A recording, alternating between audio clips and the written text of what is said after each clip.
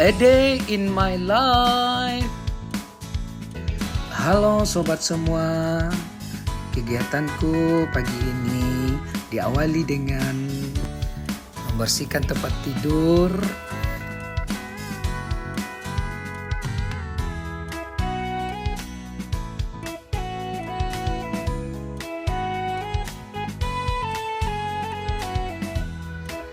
sambil berolahraga sejenak, mandi dan bersiap-siap berangkat kerja.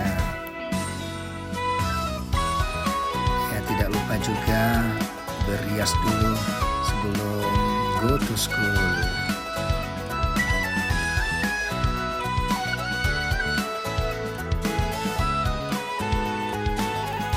Nah, ini Ama yang selalu setia nungguin kalau anaknya berangkat kerja.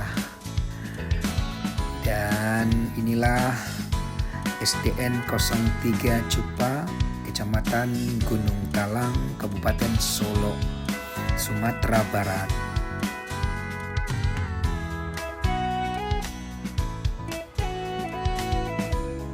Ya, bersama anak-anakku dan teman-temanku di sekolah.